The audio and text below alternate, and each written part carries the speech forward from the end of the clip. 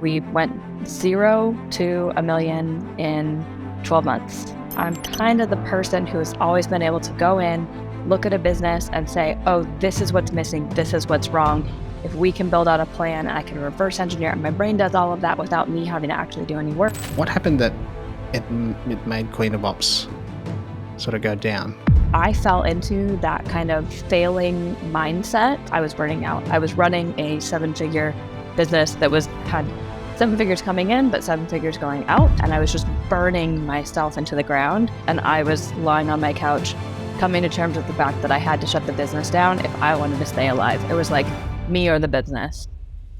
While most businesses focus on just sales and marketing to grow their business, the thing that holds everything together is its operations. It's a key part to your business, especially as you look to grow and scale to the next level, and having poor operations can lead to some serious business failure. Now, my next guest is Megan Kuethen, and she came in for a very interesting conversation. And it's not just about the 7-figure business that she built from scratch in 12 months, but more about how she burnt out, the mistakes that she made, and what led to the demise of that business, which caused her to shut it down. There's a lot to learn from people's successes, but there's even more lessons to learn from others' failures. And in this episode, I don't hold back with any of my questions, and Megan was very vulnerable in sharing about her situation. She shares openly about burning out, her own business failures, some of the things that she could have done better, and also how important it is to be able to look after yourself. It was a great chat with Megan, and without further ado, let's get into the conversation. This is the Entrepreneur Unplugged.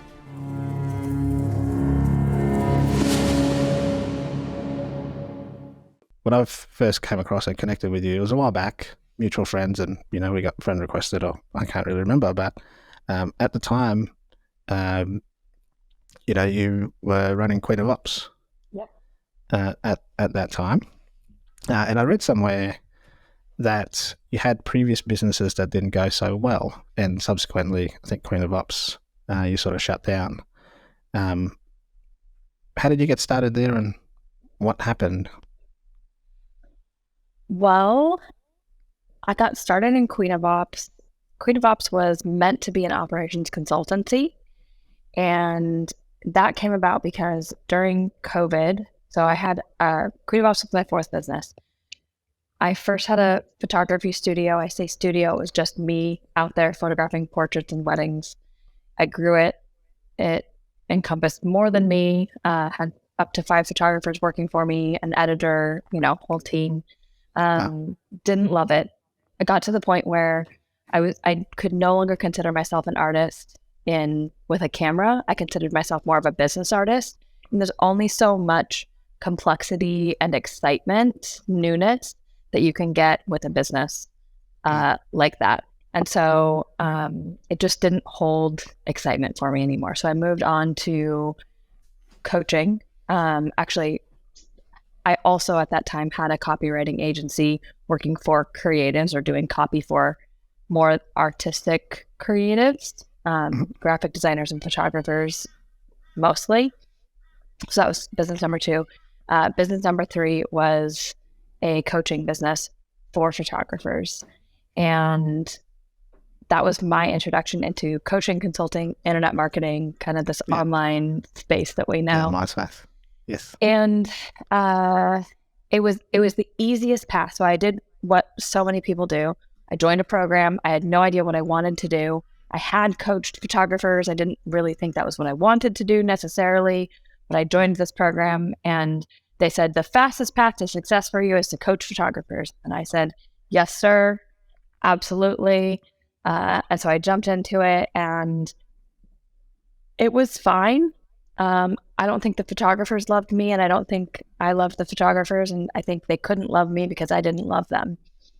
So fortunately, this big global pandemic hit us, and all 3 of those businesses were affected by COVID. And I had been kind of looking for an opportunity out, and so I took it. That was it. Yeah. Hard took it. So I shut it down, and I was just like, all right, I'm going to build an operations consultancy. I don't know who I'm going to serve or what I'm going to do exactly, but I love operations. My background is in recruiting and hiring, HR, kind of general operations, and I love operations. I'm kind of the person who has always been able to go in, look at a business and say, oh, this is what's missing. This is what's wrong. If we can build out a plan and I can reverse engineer, and my brain does all of that without me having to actually do any work, it just like spits out all the answers all at once. And so I picked up in my very first week of saying I was going to do this, I picked up an operations, actually 2 operations clients, but I also had a friend who was like, hey, would you be willing to hire for me? I know that you have that background. And I was like, you know, client to client, I'm brand new at this. Let's pay the bills. You know, shut down 3 businesses, went from revenue to no dollars at all. And he is a very well-known figure in the kind of internet marketing space. He started referring the people he knows were also kind of higher up there, and so they're referring. And before I knew it, I hadn't ever set out to do it, but the operations part of my operations consultancy didn't exist at all because all of my time was taken up by honestly being the CEO of a pretty accidental 7-figure business. Yeah. Building teams. And so I did have the authority there. I had personally hired at that time about 1,800, maybe more people. I'd conducted over 5,000 interviews. I really knew my stuff, and I came from a long line of people in recruiting, hiring. My dad owns a recruitment firm. Everyone in my family, both sides, has worked. So it's a natural sort of progression, and when you get asked, that's kind of how you fell into it, right? Yeah, and it was so easy. It was easy to say yes. The logistics of it were easy, so why not? You know. Yeah, and you said 7-figure. You turned it into a 7-figure business pretty quickly, almost by referrals. Is that right? Yes. So we were 100% referral based. I didn't do any marketing other than through my network, and through, you know, my network's network, essentially. And so we went 0 to $1 million in 12 months. Wow. Full organic, kind of by accident.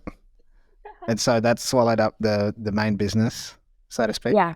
I had no time or bandwidth left for actual operations at that point. I was building the internal team and our internal operations, which was a fun problem for me.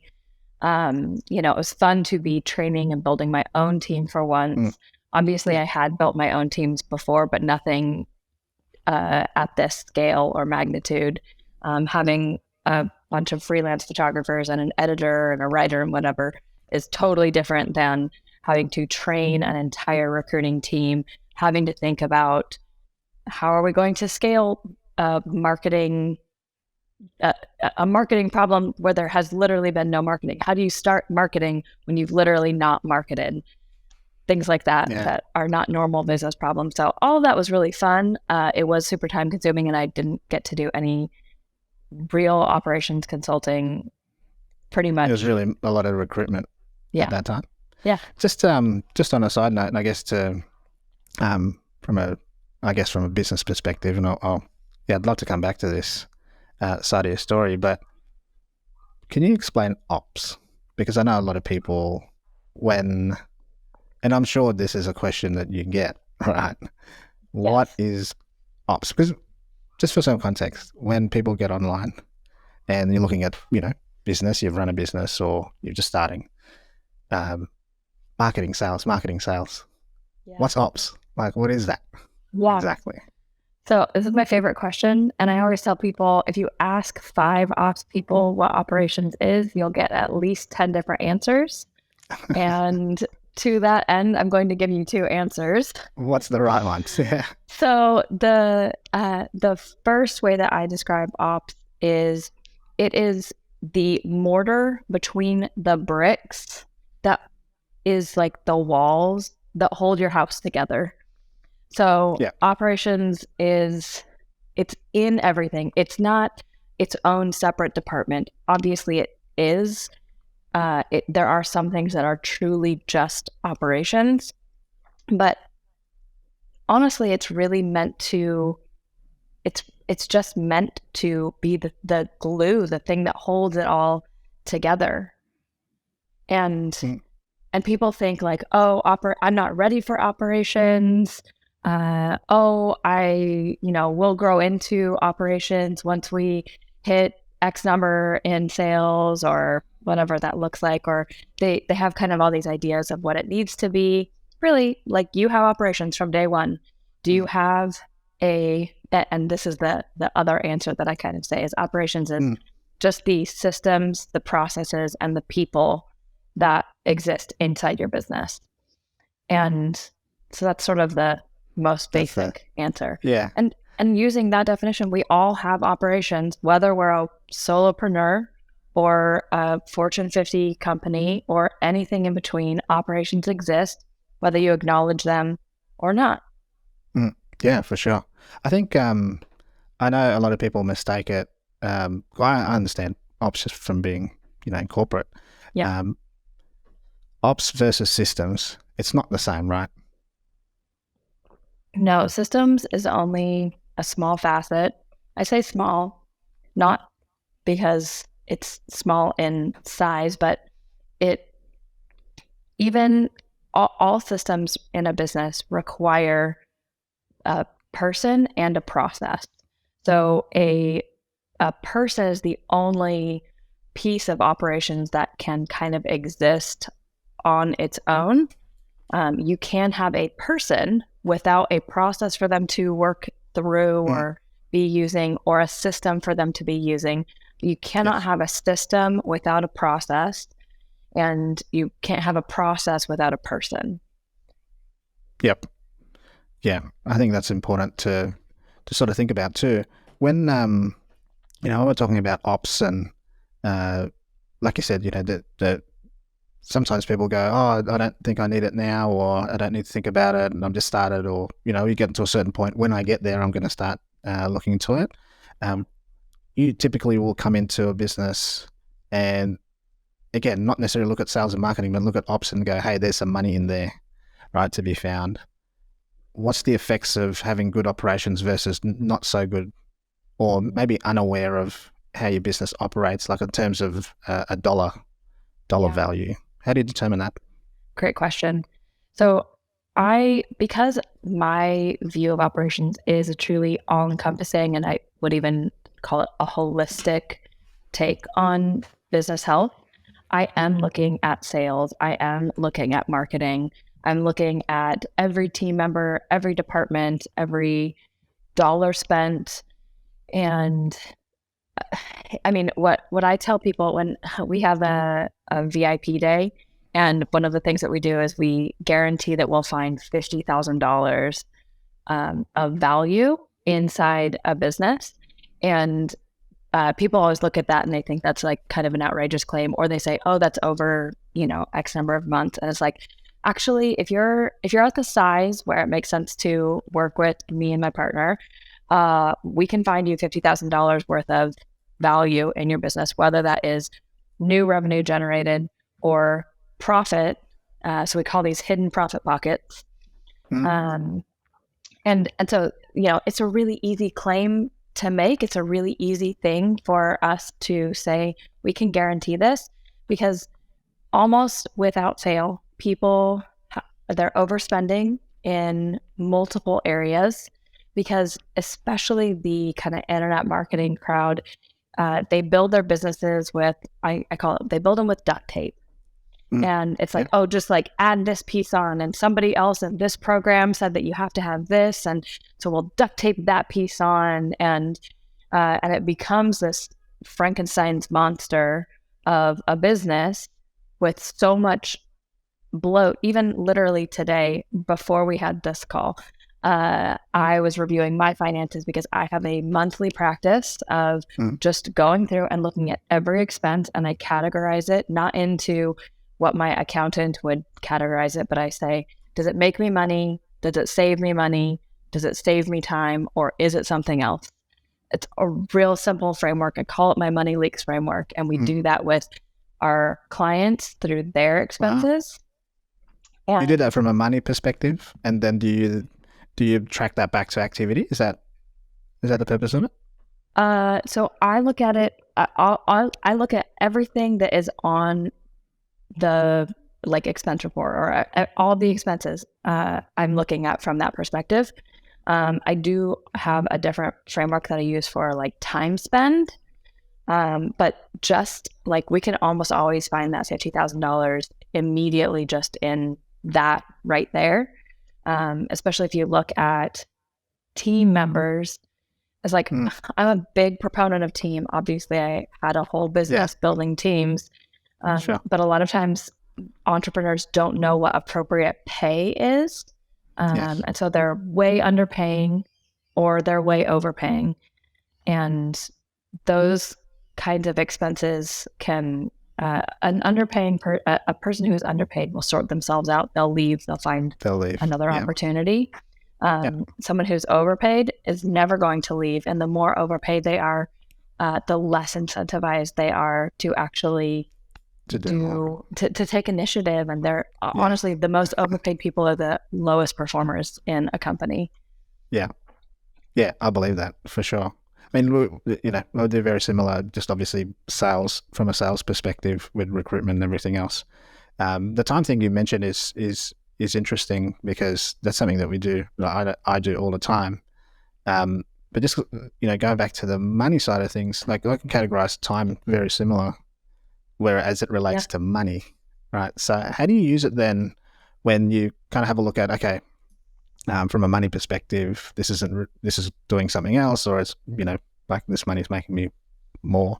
How do you determine that piece? Sorry, clarify that question for me. Are you talking about how the money and time correlate to each other? Yeah. I mean, sometimes they do, and sometimes they don't. If you think about what's the difference between setting up a great example from inside two different clients' businesses. Someone who set up, I think it's called Dripify. It's a LinkedIn outreach automation. It's a whole beautiful workflow. It looks like a person is doing it the way that they set it up. And I think that's like, $100 a month, something like that. Yes. Yeah. Versus someone who has what they would call a VA. I think the most, an outreach person. Have that person that they're paying, and they're paying a certain number of dollars per hour. What's the difference there, and what's the benefit? Which of those is most valuable? And there are so many different factors. So time is a little bit trickier the way that I see it to quantify. Like I personally, if I was doing it, I think I would rather have an actual human who's doing it, because I love the errors that come from a human controlling things. I love the ball. I know it sounds so weird, especially from an operations person, but I love the ball being dropped. I love the typos. I love all of those little things, because it says we put humans, like there's a human on the side of the screen, not automation. Yes. And I don't know about you, but I get, a dozen messages a day on LinkedIn that are just clearly automated. One of my favorite things to do is to send screenshots to them when they send me identical messages as each other, just because who doesn't want to waste a little bit of time, I guess. It's good awareness. Yeah. And so for me, I think that people can feel in every business that I've had, people are buying from a human, and it's not always me. I'm not the only human they're buying from, but they are always buying from a human. And I have built all 4 of those past businesses and now this 5th business completely off of referrals and the love that I pour into my clients, my team, my network.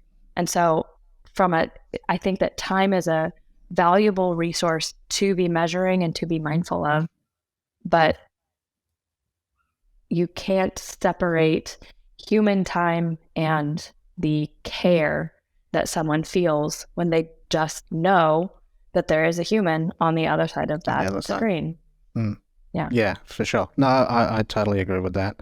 I don't think I don't think I could have a business where, especially a service-based business or coaching business, where it's like completely devoid of humans, right? So I don't know if that I would enjoy a business like that or be part of something like that. But you made some really, really cool points there. I just want to go back quickly on, when you say like to a business, hey, we can find 50 grand or however much money in that. At what point or at what scale does that, sort of begin at? So could you do that with somebody who's just started and have a few clients, or do they have to have a certain runway first in order to have that? Great question. So most of the clients who are on the buying end of that offer are at least doing 100K, I would say 150 a month. So finding that money is really easy. But the truth is, I think maybe one of my favorite stories, in fact, the first client that I ever did this offer with, she was a solopreneur, had no people on her team. It was just her. She designed websites, and she had some that were available as templates and some that were just like all, and then like time slots for customization. And I had worked with her myself. I loved her, and I knew her process was really good, but she was going on maternity leave, and she was so worried her business was going to collapse while she was on maternity leave. And so we spent this VIP day together, and we looked at all of her existing resources and what she really wanted. What was the outcome that she was looking for when she came back from maternity leave? And could we, and so I think realistically, she was probably, this is a little fuzzy in my memory, but I want to say she was under $20,000 a month. And so real small business, hard to provide that 50K of value, which wasn't the guarantee at the time. But what we were able to do was build out an actual step-by-step plan that was going to get her up to that place. And so she actually went on maternity leave. And at the point that she left on maternity leave, which was about 3.5 months from our VIP day, she had already 3x'd her business with only 3 hires. And when she was gone, it added like a 4x from that original. So it continued to grow even while she was on maternity leave. Wow. So for me, that was, talk about a huge win. Also, the perfect client, implemented everything to the letter. Was, flawless. The best first client that you can hope for on an offer. But really is a great example of someone who I'm trying to think. She might have been maybe 15 to 18K a month. So it was under 20K. Wow. She absolutely crushed it. She changed her whole everything. Everything has changed. And she's just one of those clients where I'm so proud of the work that she did, but also of the work that I did on that, Yeah, for sure. And you said 3 hires, you brought on 3 new people. Yeah. What sort of roles would they fulfill? So one was a graphic designer, one was an admin, and one was a website designer. Okay. The website person did not have any prior experience. But fortunately, one of the things that she was doing was she was working on 4 different platforms at the time. And so again, operations, I look at that and I go, there's a lot of complexity in working with 4 different platforms. What if we simplified it down? 1 platform. So you're only teaching someone 1 platform and creating so much extra bandwidth through that. So really shrunk it down. Yeah, that's really cool. I think even just that point that you mentioned, I just think back on what's the tech stack that I have, and it's actually like it expands before I even know it, and then I shrink it down. before it gets out of hand again. And I go, oh, I need this. Oh, this would be handy for here. So I think that's a great, even for me, that's like a light bulb moment where you go, hey, if, I've got all these things, is it actually helping me, or is it just putting more stuff to do with, and do I have to teach more people how to do that? Right. Yeah. I think that's a really good piece. So, I think I've got some great tools, even just in my mind now, on some of the things, like some of the holes that can be plugged, or some things that, like I said, kind of, sort of build the house in, right? When you got yourself to, working with these clients, and then you've done really good things, just by the sounds of it, with like a range of different size entrepreneurs. What happened that it made Queen of Ops sort of go down?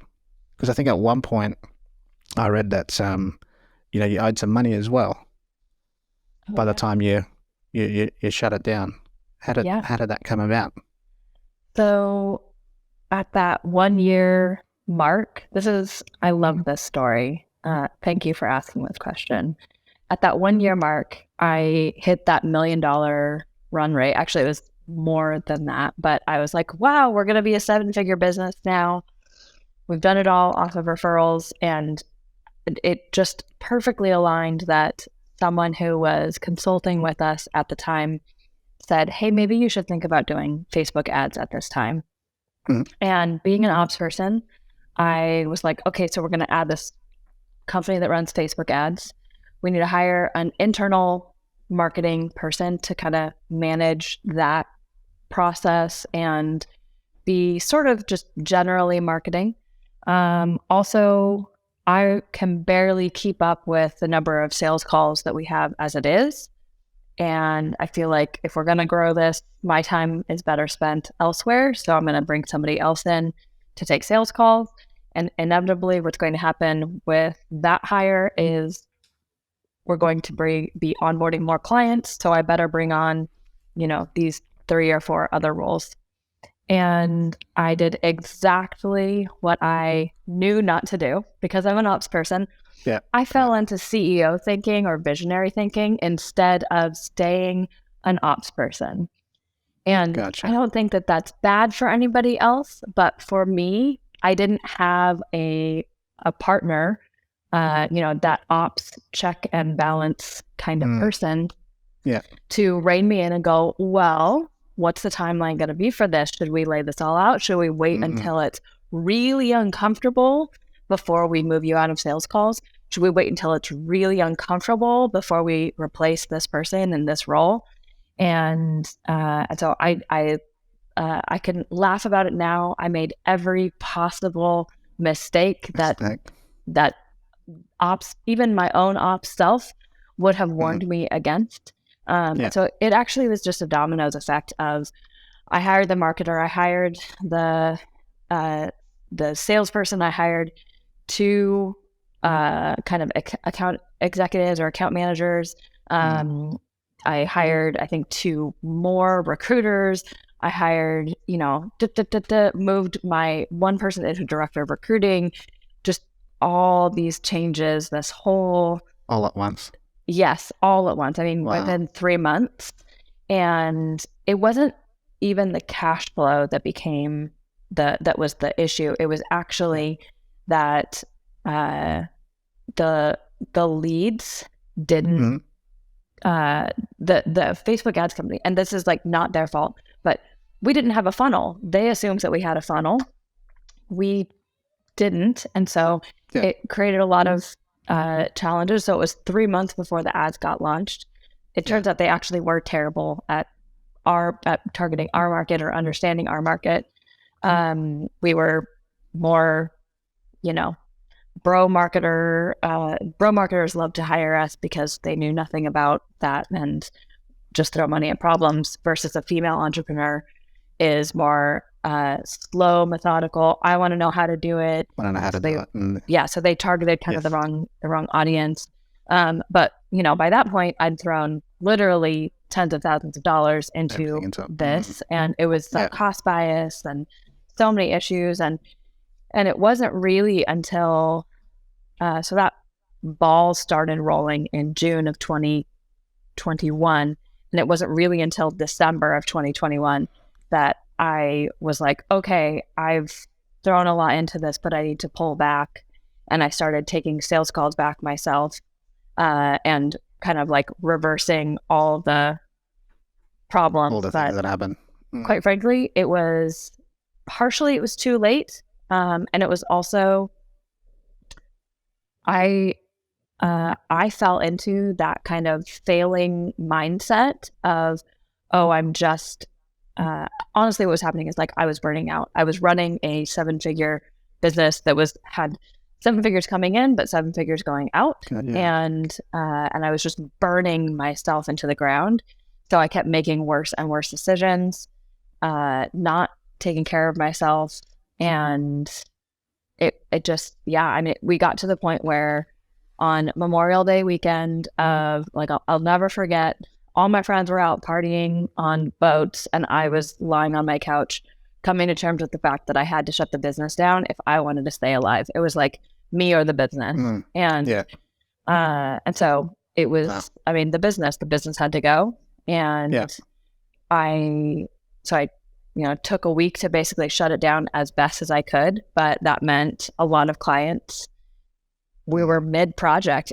I was 5 weeks behind on payroll. And that was another big decision factor for me was I was 5 weeks behind on payroll, and my team every week I kept being like, I can't pay you. Do you want me to help you find something else? And my team kept saying, we're going down with the ship. We're with you till the end. And I'm like, you can't say that. You have to pay your bills. And they're like, no, we're with you. We're with you. And that's an incredible, on the one hand, what a gift to have a team that is that loyal. For sure. But what that's a lot to carry on your shoulders though, right? Yeah, especially with such a big team at that point. And it just got to the point where it was like, okay, I'm just getting myself more and more in debt, and this is a hole that I cannot dig myself out of. So I owed team, vendors, and this. I think I had 9 clients with open projects at that point. For sure. And so I do remember seeing the posts. Back then, I think whenever you mentioned it in 2022, I think it was.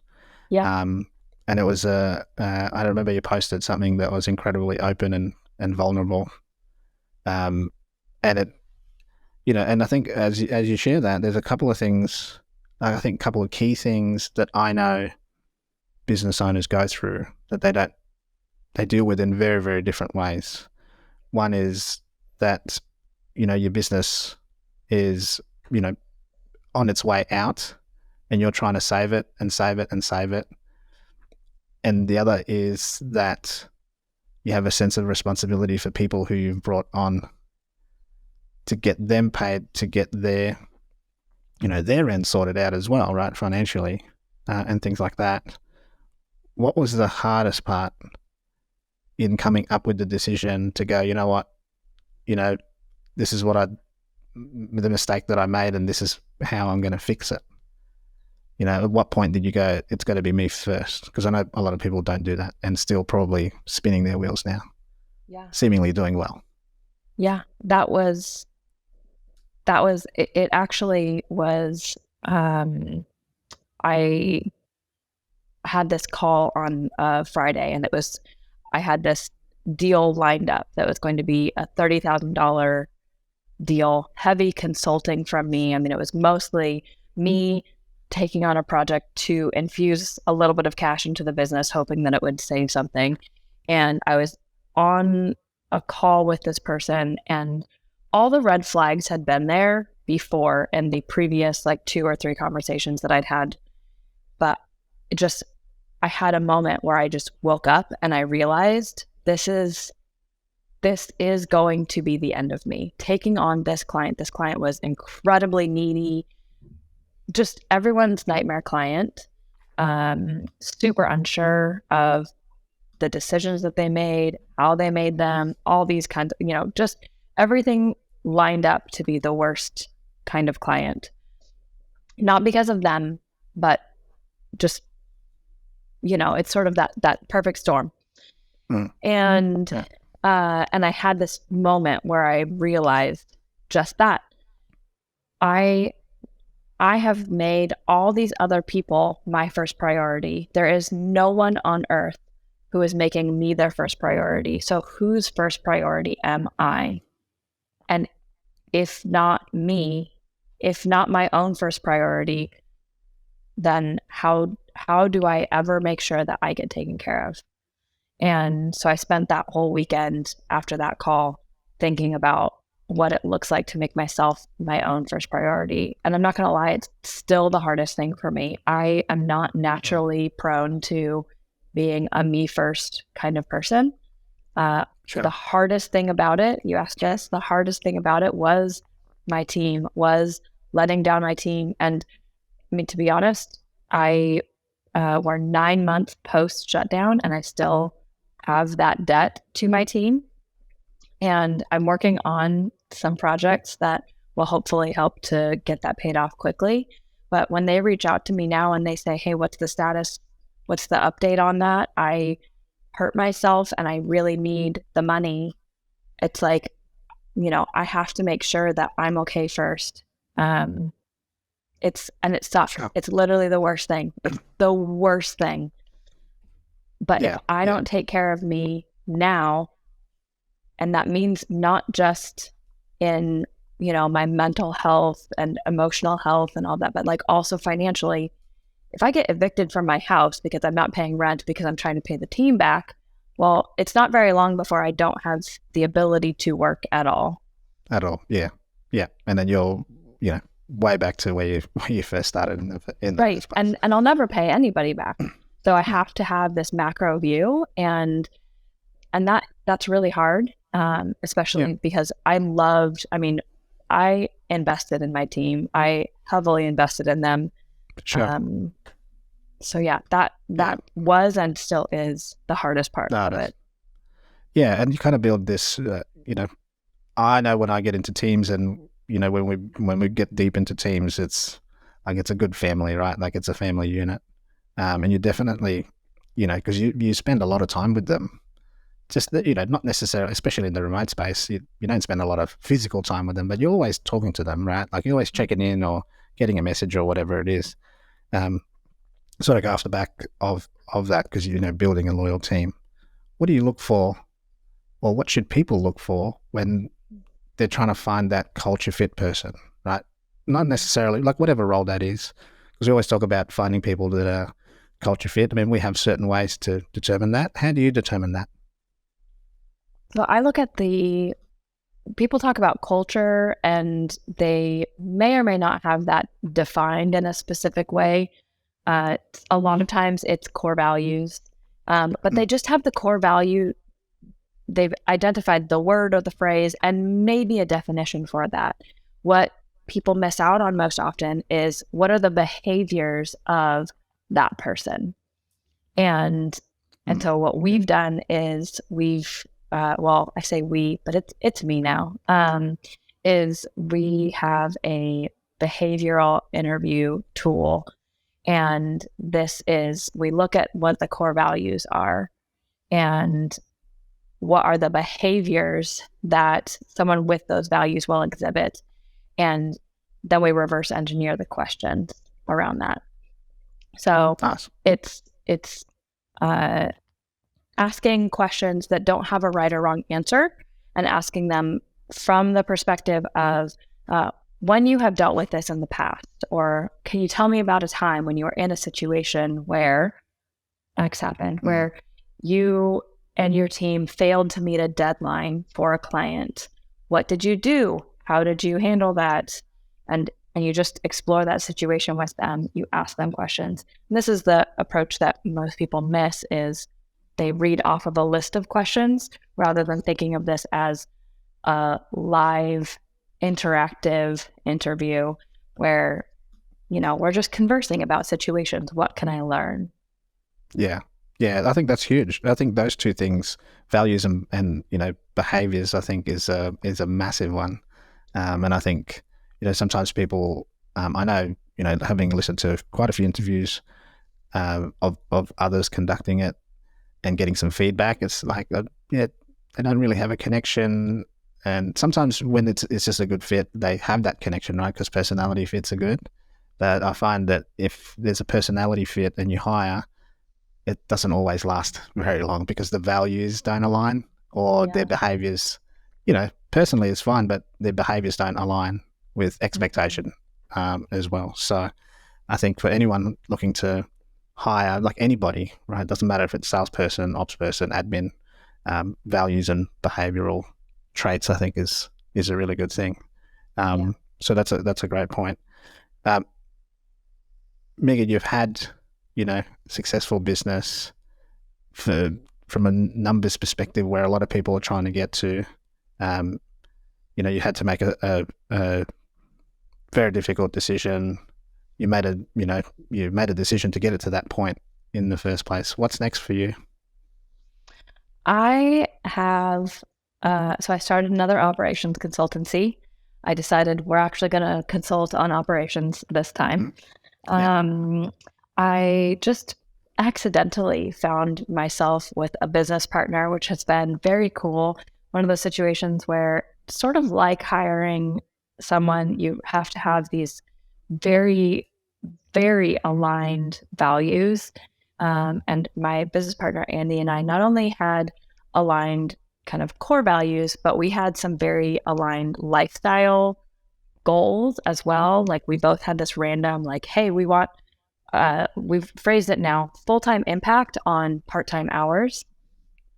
And we're committed to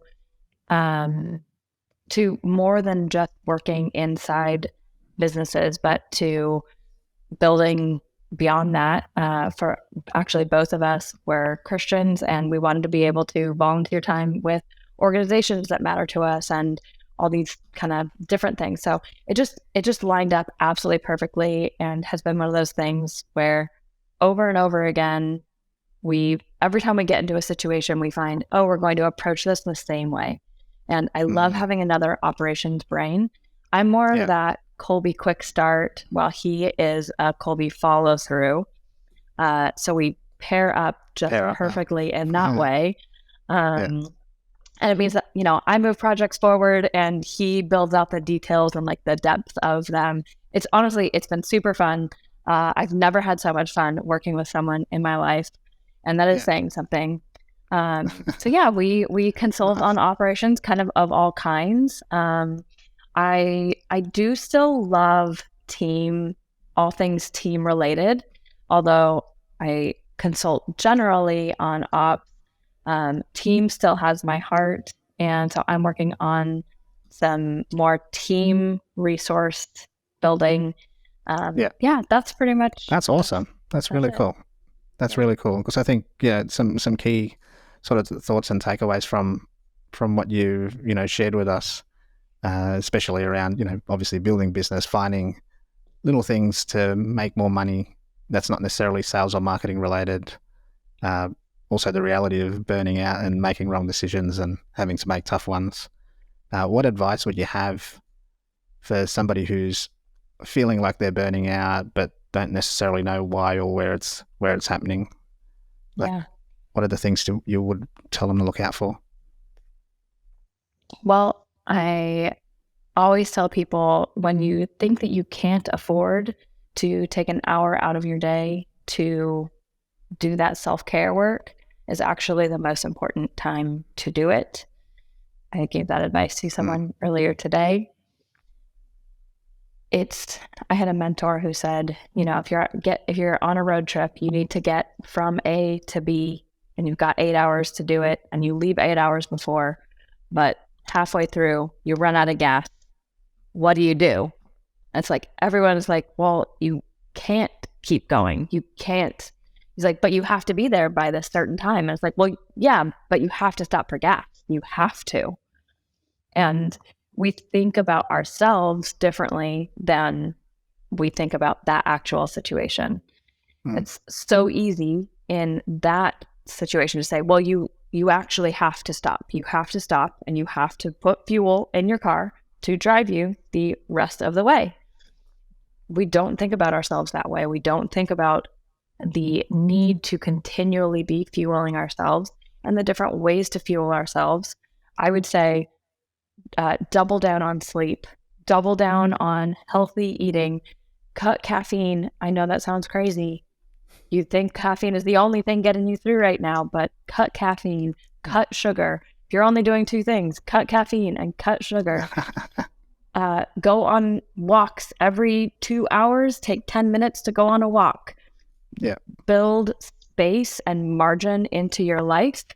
I think Michael Hyatt, I believe it is, mentioned this in his book, Living Forward. He and a business partner were going through a hard time. They were entering a hard time in their business. And he said it was counterintuitive, but I knew that I needed to take time away. And he took that time. And because of that, he was able to save the business. I'm pretty sure that's how the story went. Hopefully I've quoted that correctly. And I look back on Queen of Ops and it was like, well, that was exactly the opposite of what I did. I made every mistake compounding on every mistake. All the bad decisions that you can make, I made them all. I did it.